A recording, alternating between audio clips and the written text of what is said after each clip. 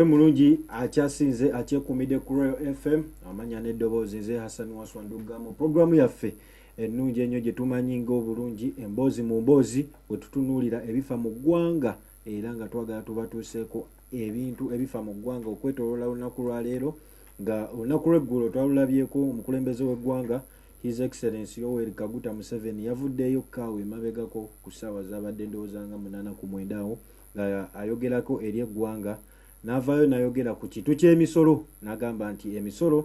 si mwetegefu kubanga agisala ate nga si mwetegefu kubanga agyongerako katugeze omusolo guli ku mafuta gosigwa kubanga gukendeezebwa ate nga tebajja gwongerako n'emisolo emirala egiri ku mmere tulabye muwogo tulabye kasooli tulabye omuceere kati omuceere gwe tulina okwekolerako wano tulabise ogulaba nga tugujja mu nsi za wabweru tulabye ku mmere endala nnyo okugeza ng'ebijanjaalo ebintu byonna ebisinga ebbeeyi yaabyo ebaddeyo yeekanamye lwa misolo gino naye nga njagala tutegeere olunaku olwaleero njagala tukusosootolere tutegeere yenna awuliriza 91.6 Royal FM njagala tutegeere emisolo gino gikoseza gitya bizinesi z'abantu gikunyiza gitya gijje gitya abantu mweno bizinesi ez'enjawulo ze bakola nga olunaku olwaleero nina abasuubuzi bennatuuse nabo mu studio era nga mwe bali mu studio ngenda basaba beeyanjule nabo basobole tugamba kubanga abasuubuzi banjabo benayise nabo leero njagala basobole tunyonyola emisolo gino gikoseza gitya bizinesi zaabwe ze baba bakola eyo mu downtown gye bakolera kubanga tulabye guno omusolo ndowooza gunyigiriza nnyo ddala omuntu wa wansi ono asembayo omugaga guyinza okuba nga tegumukwatako nnyo ali awo guyinza okuba nga ababaka ba paalamenti gubakwatako nnyo njagala tulabe ekintu kino eky'emisolo tuyinza kitya okikolera mu ggwanga muno nsaba weeyanjule andi ku mukono gwange ogwa kkono abawuliriza abalungi ku Royal FM sanyuse nnyo bawuliza amanya nze Nakato Perina omusuubuzi ekyengera omusuubuzi reka tugeze omusuubuzi osuubula ki nsaba abawuliriza obawe ekifaananyi ekituufu ekirungi osuubula ki era otunda ki nsaba oba clarifyingemu awo katono suubula emmere n'ebintu bye tukozesa mu bulamu obwa bulijjo ebintu okugeza nga ki kati tulaba ebintu bingi bye tukozesa okugeza sabbuuni tulaba sukaali tulaba ebintu birala bingi nnyo era nga nayo wobimanyi njagala tutegeere ebintu ki specific byokola njagala omusuubuzi ali eyo akuwuliriza ku radio yaffe eno omuwa ekifaananyi ekirungi omuwa ekifaananyi ekituufu oba no yenna yandiyagadde okuba nga yeegatta mweno bizinesi okutandikawo bizinesi mweno mukana akaseera ke tulimu ak'emisolo okuba nga tegigenda kukendezebwa oba tegigenda kwongezebwa ku bizinesi zaffe kigenda kukosa kitya bizinesi zaffe ffe nga abasuubuzi ba wansi suubula emmere kugeza omuceere akawunga ebijanjaalo n'ebikozesebwa mu bulamu bwa bulijjo okugeza butto sabbuuni n'ebirala bingi engeri omusolo guno gye gutukosezaamu tulabira ddala ng'omukulembeze kyeyavuddeyo n'ayogera tetugenda kiwagira kubanga ne gy'osuubula ebintu nawo bakusuubuza ku bbeeyi eri egamba omusolo gwalinnye naye nga naawe ogenda bireeta obitunde naye nga ne gw'ogenda okiguza agenda kugamba onseera naye nga ye tamanyi nti eri gye wasuubudde ti naye bakuguziza okusinziira ku musolo ngeri gye guyimiriddemu kati gw'osuubira gavumenti yandibadde ekola ki kino ekintu okuba nga tukyebeera kwawe tuba tulabye nti nno oyagala kuguza nze omuguza ajja okugulako ebintu ti oba nzize kugulako matooke onguza amatooke 1,000 g'ogamba mba ngenda funiramu wa era kigenda kuba kingasa kitya nze nga nze ekyogamba ngenda kuba satisfied nti olunaku olw'enkya ngenda kudda era mmale nzemu nkuguleko oba kati gwe ng'omuguzi tosobola kubeera satisfied kubanga nze nina osooka okulaba ensonga eviiriddeko omusolo guno okwekanama era nze kyensaba gavumenti otuyamba kuba omusolo guno gusinga guviiridde ku nsonga y'amafuta kati kyensaba gavumenti singa etutunuliramu ku nsonga y'amafuta eno nabo batuguza bagamba amafuta oli agenda kujja agambe nti nno kati kampuni ekola sukaali eri Kakira Jinja Road gwayagala omusuubula sukaali oyo oli kyengera agenda kugamba nze wenvugidde sukaali omujja ejjinja okumuleeta ekyengera amafuta ga bbeeyi ekitegeeza naye agenda kulinnyisaamu ez'amafuta gagenda okukozesa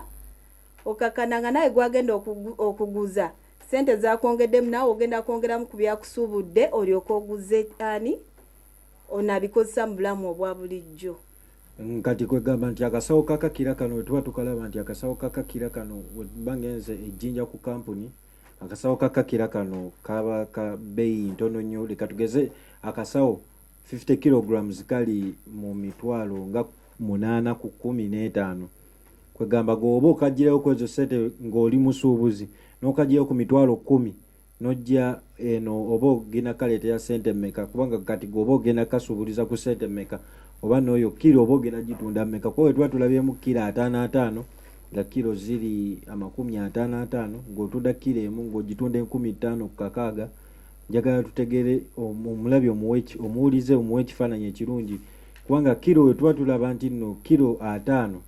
ga mitwalo 12 ku bbeeyi y'obusuubuzi wetuba tutambudde nti ogenda bireeta wano ku dduuka abasuubuzi bano ogenda baguza ku bbeeyi kikuba wetuba tulabye nti nno amafuta gano gagenda boostinga gatya prices z'ebintu gano gagenda omusolo guno gwe batadde ku sukaali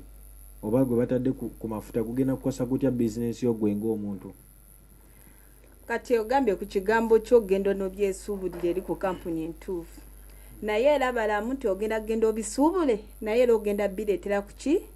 ku mmotoka ate emmotoka naye ogenda giteekamu ki amafuta ekitegeeza nabo eri gye babijjo bikutuusaako era tewajja kubaawo nkyukakyuka y'amaanyi kubanga nabo bakozesa amafuta ate era amafuta gonna ge gaalinnye sigamba nti ogenda byetikka kati awo oguma n'otikkula kwe baneeno n'abagenda obikosa mu bulamu obwa bulijjo ne bajja ne babisanga okubeera amafuta kyekizibu ekikulu ekisinza okuleeta n'emisolo gino okwekanama. Kwegamba omusolo gwe baateeka ku mafuta guno ogw'Olukumi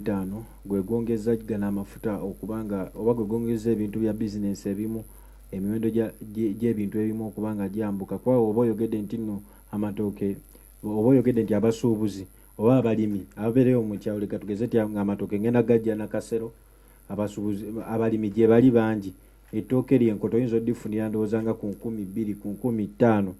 ku 5 awo kati ogenda oddituusa eno ng'ettooke eyo tulirawo kuba kati agasembayo okuba manene twageza obuuzaamu awo mu katale ku bantu batugambye nti ettooke eddene lya mitwalo 2.5 mwe lyemusuubulira ku 15,000 kwegamba mukozesa sente ezitaka oba sente zemuteeka mu mafuta mukozesa sente emitwalo ndowooza mukozesa nusu nga 87 oba ku mutwalo gumu n'ekitundu gatuusa eno mu katale gye mugatundira e Nakasero. Kati nze ndaba n'owoba ogenze ng'ogendedde ddala ku lusuku n'olitemayo era ogenda oddituusa ng'obaze amafuta obaze obudde n'ogamba sisobola dditunda sente zendiguzewa mu lusuku era oba olina okwongeramu amafuta olina okujja n'oyongeramu amafuta naawe n'omanya nti ngenda kuliira kwe zino ezizo zewataddemu transport ne zirema kukusala. Nze n'ekirala kyendaba kati nga kwene ensonga eriwo kulya ng'emmere ng'omuceere akawunga tetujja gamba nti bivudde okale emisolo okwekanama tetujja gamba nti givudde ku mafuta gokka naye era neguuni ne gye balima ennaku zinene abantu olaba oluusi enkuba etonnya nnyo ate ebintu ebimu kati nga kasooli awaba afa kale bingi ebireetedde n'emisolo okwekanama kuba oli agenda kusimba egundi gw'omusudi gwe ogwa kasooli bigende gufe enkuba oba akasana kaganne okukola ki okwaka kakana bambi nga naye afiiriddwa kati bw'aba afunyemu obutonotono naye kyovulaba ayongeza tetujja gamba nti mafuta gukka ge galeetedde omusolo okwekanama egy'ebintu. Kati kyogamba amafuta gegabasiguka ge galeetedde emiwendo gy'ebintu gino okuba nga gyambuka gw'ogamba ebintu bino okwambuka abalimi bwe bafiirwa oba sizoni webeera embi baba bagenda kwongeza engeri y'omusolo gye baguba bateereddewo ku bintu byabwe bongeze ebintu bye batuta nabo balabike okuba nga basigala mu bizinensi. Ky'oba omanya omulimi tafiirwa kyekisooka yeetakiriza mu kufiirwa jjukira ennimiro eyo agenda giteekako abagenda okulima abagenda ofukirira n'eddagala kati final embeera y'obudde egenda n'ekyuka oluusi ne bibasala naye ye n'agamba nataddeko okugula eddagala okufuuyira nataddeko abalimi abagenda okubijjayo kati ye n'agamba kano kenfunyemu akatono kankakwate nkateeke ku bbeeyi eya waggulu asobole okugyayo ssente ze ziri ze yataddemu ng'atandika. Olunaku olw'eggulo nayogeddemu n'omu ku balimi manya kubatunda eddagala lino erikozesebwa okufukirira ebimera bino kubanga kati nayogeddemu ko naawo mukulu yadde bamuyita Sajjabbi era nga mu kwogerako naye yabadde ategeeza ng'omusogo batadde nnyo ku ddagala lino era namwe kiva abalimi bali baseera ne muviirako okubanga mwongeza bino ebintu ne mugiviirako okubanga mwongeza emmere eno gye mutuguza kwegamba muba mwagala iffe ng'abantu ba wansi kwaka tojja kunsuubira olunaku nfuna 4,000 sevinzeeko 1,000 sigaze 3,000 nyina okulyako nyina otambulako n'okugenda ewaka gw'ogamba ogwo omusolo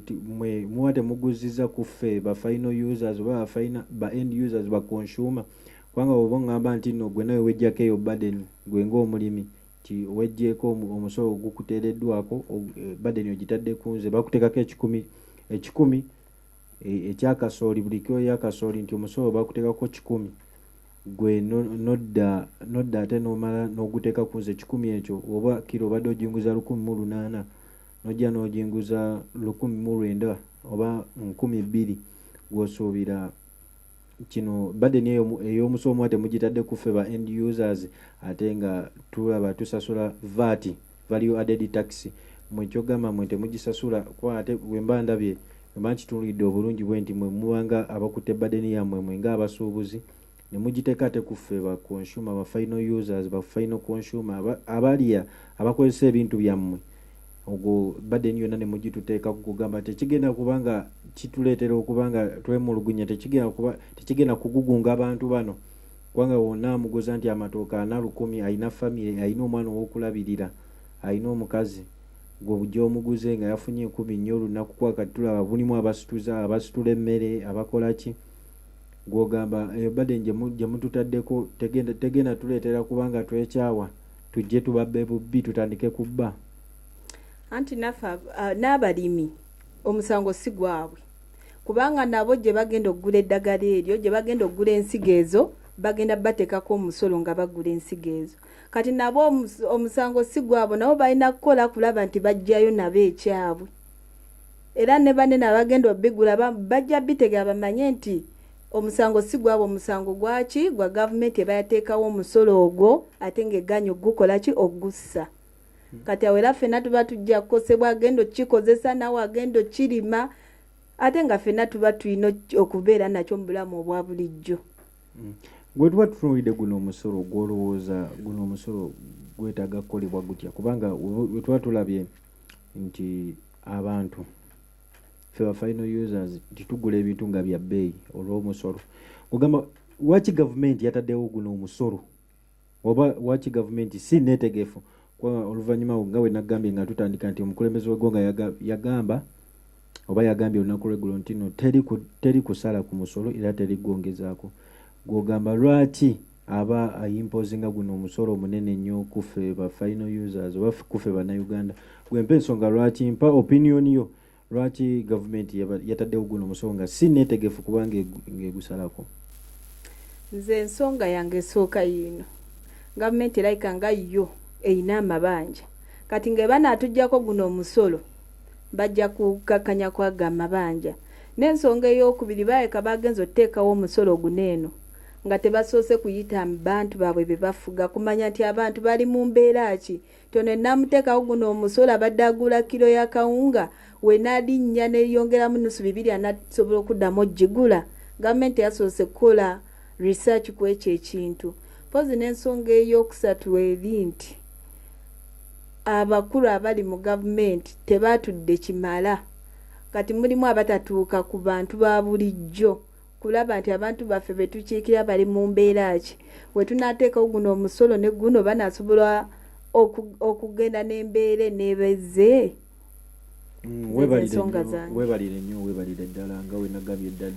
wenagambye ddala nti okyali ku 91.6 Royal FM radio ekutuusaako business ekutuusako ebifa mu ggwanga era nga eno program Emboozi mu Mboozi mwe tubadde tutunuulira ebintu engeri y'omusolo guno engeri gye gugenda okuba nga gukosaamu business zaffe era ngeri gye gunyigirizaamu abantu baffe engeri oluvannyuma lwa gavumenti okuvaayo okugamba nti yo siineetegefu kubanga esala ku musolo era siineetegefu kubanga egongeza. Munzikirize nsooke mala okuwummulamuko nveeko mu bulango bwa bakama baffe ate bwe tukomawo nyina omusuubuzi mulala nnyo mu ddiiro era njagala gwe ngenda otandika naye tulabeke nga tubatuusaako bizinensi engeri oba guno omusolo engeri gye gugenda okuba nga gukosaamu bizinensi zaffe. Tovaawo ku Royal FM okyali muwulize mulungi. A glance at the AIM regionalism empowerment. When you take a sport or either take a deep look at the way the AIM regionalism department is devoted to the practice. It is hands-on to every participant and backed by the well-stocked studios of Royal FM and AIM TV. The department has fed the global practice with outstanding personnel backed by professionals in the practice, and it is seen from the products of the different students. Take a glance at every sector. The Royal FM has all the required machines and personnel to release a well-backed student. The MRO TV now has some of the most competitive programs in the media world. It is Mutesa One Royal University Journalism Department.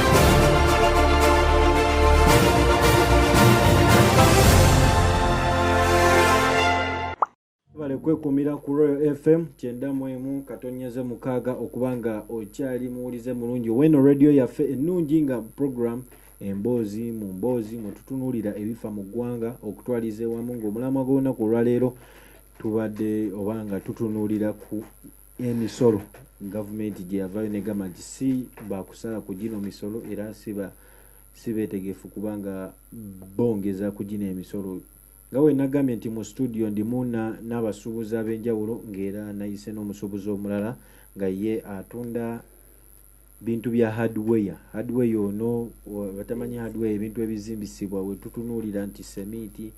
mulimu emitayimbwa mulimu emisumaali mulimu zisinki mulimu teuzi mulimu ebintu bingi gypsum byonna okutwaliza ewamu. Njagala ono omusuubuzi ono ow'enjawulo gwe nayise naye mu studio olunaku olwaleero musabe yeyanjule mu kino ekitundu kyaffe ekyokubiri oluvannyuma tusobole okuba nga tweyongera mu maaso. Mama nsaba weyanjule kuba kulaba wano ku Royal FM ne ku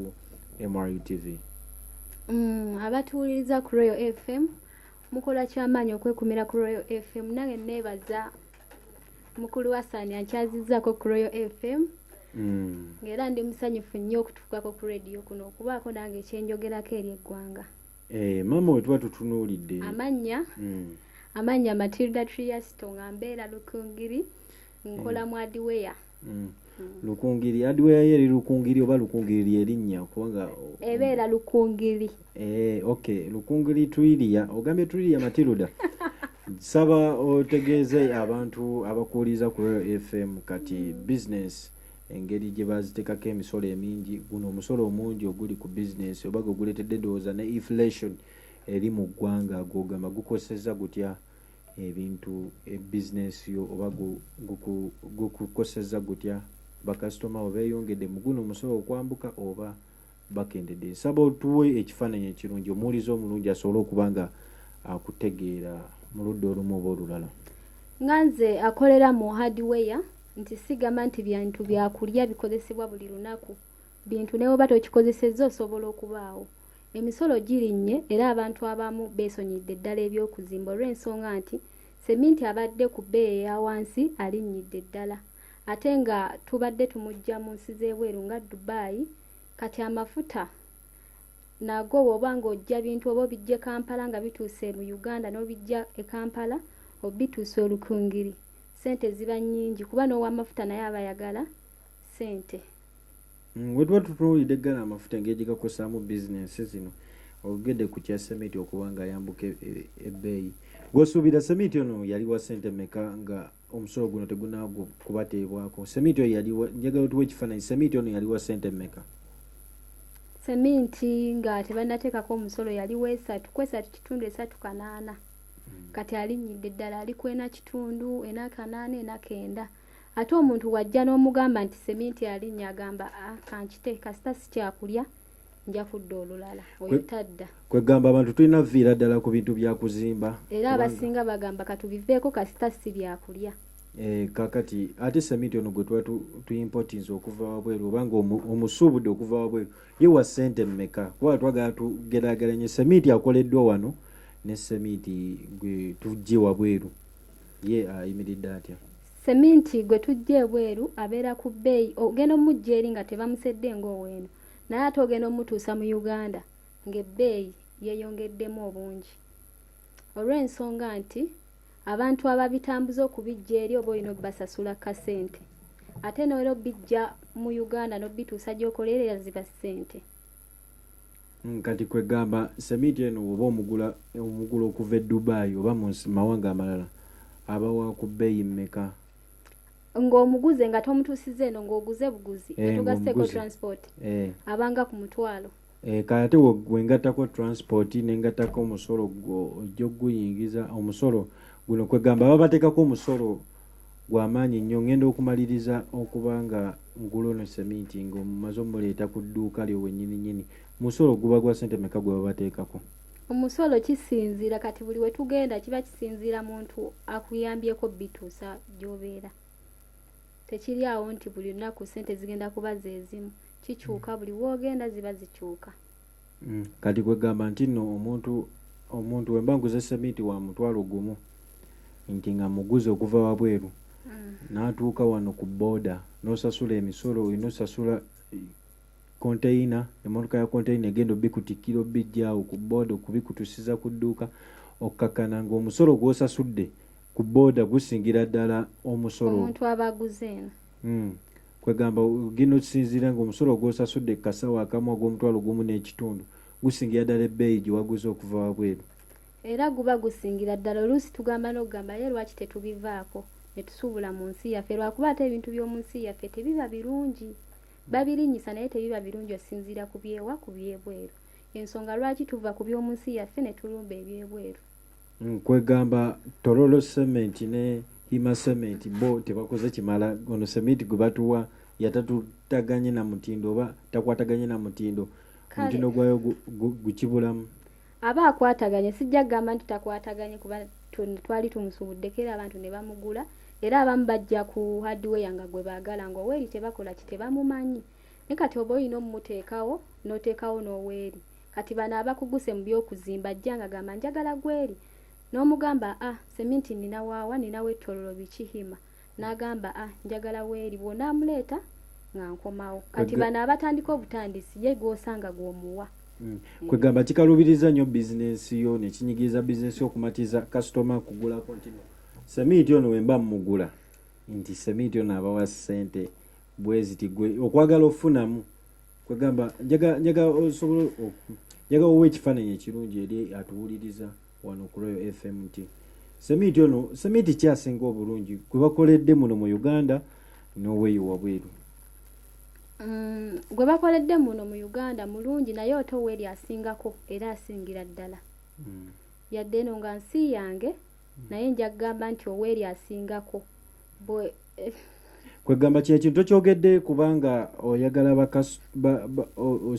oyagala funamu nnyo mu bizinesi engeri kana akasawo ka sementi kojja wabweru engeri gy'okatunda emitwalo esatu oba esatu ekitundu ng'olyako omutwalo ogumu ne kali akasawo ka Hima sementi oba Tororo sementi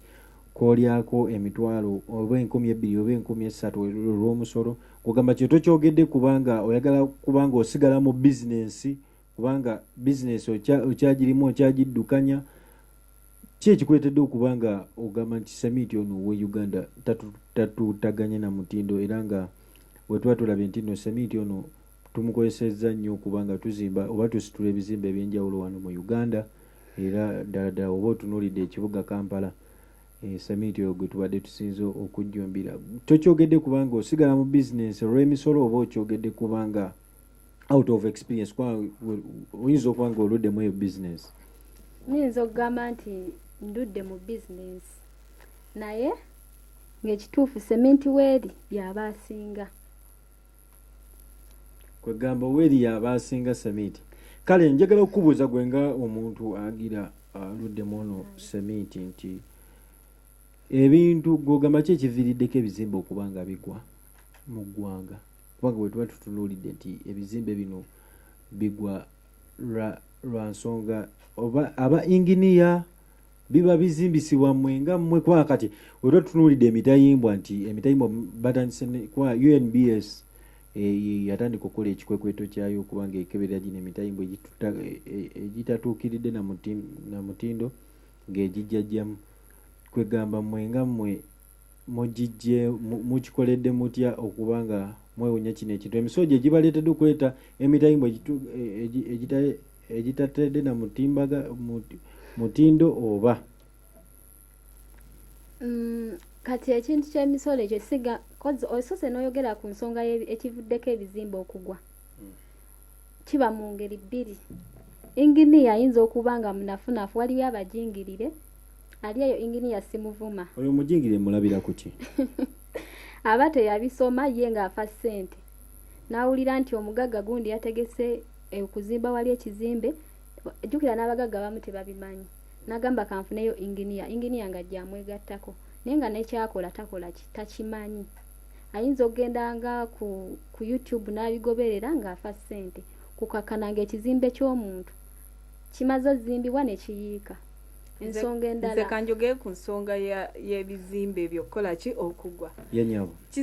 Ekisinga kiva kuba inginiya n'abazimbi be baleeta.